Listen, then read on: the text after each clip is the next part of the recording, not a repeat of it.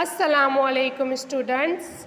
Welcome to SDMES Boys English Medium Primary School, Standard 7, Subject Science, and here your science teacher Sayyid Gulafsa. We are doing our first chapter, Nutrition in Plants.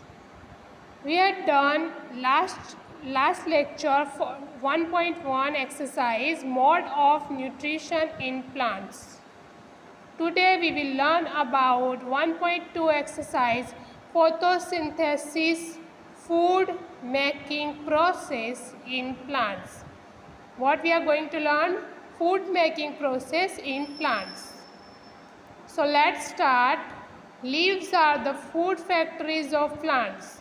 In our Zoom meeting, we done which is a food factory of plants? Leaves. Therefore, all the raw material must reach the leaf. सारा raw material जो है वो कहाँ पे पहुँचता है? Leaf तक पहुँचता है. Water and minerals present in the soil are absorbed by the roots and transport to the leaves. अब वाटर जो है और मिनरल्स जो है वो सॉइल में मौजूद होते हैं और वो ऑब्जर्व करते हैं रूट्स और कहाँ पहुँचाते हैं? लीव्स तक पहुँचाते हैं और लीव अपना काम करके क्या करती है? उसको खाना बनाने में यानी फूड बनाने में मेकिंग प्रोसेस में हेल्प करती है प्लांट को. Carbon dioxide from air is taken in. अब हम लोगों को जैसे कि पता है, हमने यहाँ पे क्या सीखा था? हमने 3 चीज़ें सीखी थी कि by using water, carbon dioxide and minerals food making process होती है प्लांट्स में. ठीक है, तो हम लोगों ने क्या देखा? वाटर और मिनरल्स हमें कहाँ से मिल जाते हैं? सॉइल से मिल जाते हैं और रूट्स जो है उसको ऑब्जर्व करके लीव्स तक पहुँचा देती है और कार्बन डाइऑक्साइड हमें एयर से मिल जाता है.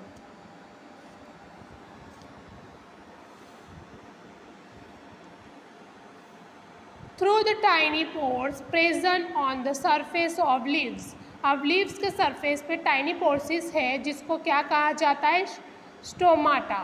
अब स्टोमाटा जो है वो क्या करते हैं? क्लोरोफिल, उसमें पिगमेंट जो क्लोरोफिल है वो मौजूद होता है और उसी की वजह से हमारी लीव्स जो है वो ग्रीन कलर की दिखती है और इसलिए इसकी हेल्प से हमें क्या मिल जाता है? कार्बन डाइऑक्साइड जो है वो ये स्टोमाटा जो है वो कार्बन डाइऑक्साइड को एयर में से ऑब्जर्व करने के लिए हेल्प करते हैं.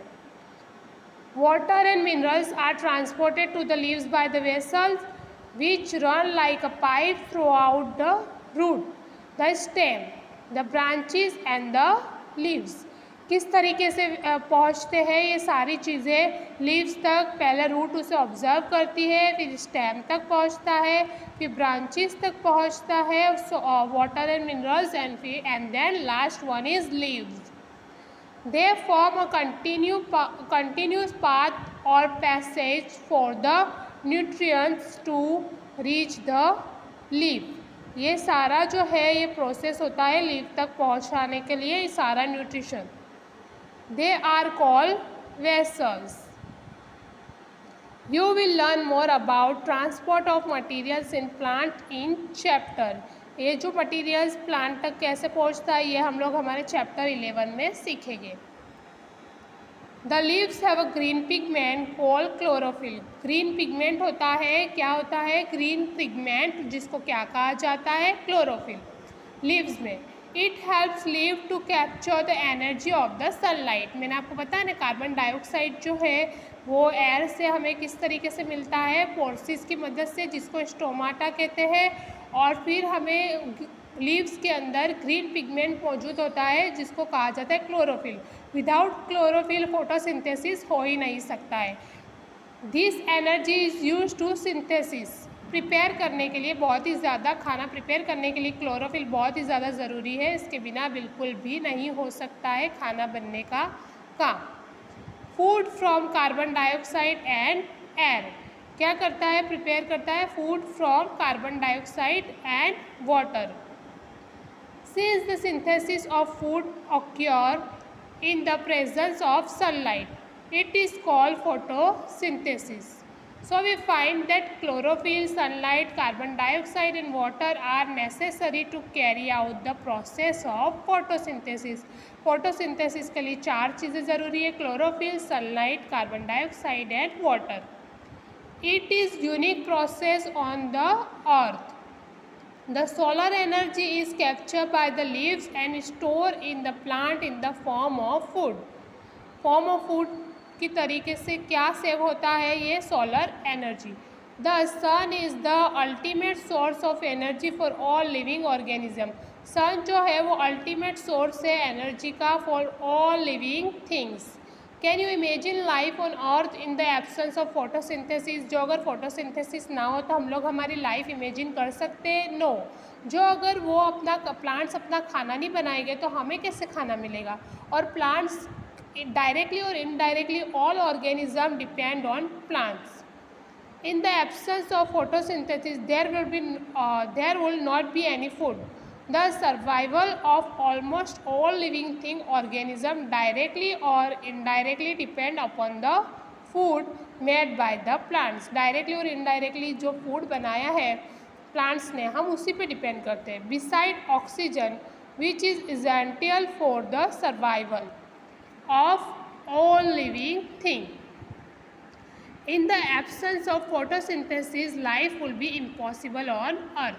अब यहाँ पे मैंने आप लोगों को एक केमिकल इक्वेशन बताया था, वो ये है कार्बन डाइऑक्साइड प्लस वाटर मिल जाएंगे और सनलाइट और क्लोरोफिल की मदद से क्या बनेगा? Carbohydrate C6H12O2 plus oxygen O2.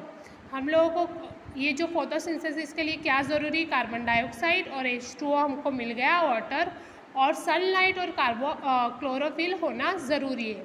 ये दोनों चीज़ें की हेल्प लेके यहाँ पे प्रोसेस होगी, केमिकल प्रोसेस, और उसके बाद हमें क्या मिलता है? Carbohydrate and oxygen. जो ऑक्सीजन हमारे ब्रीथिंग के लिए बहुत ही ज़्यादा ज़रूरी है.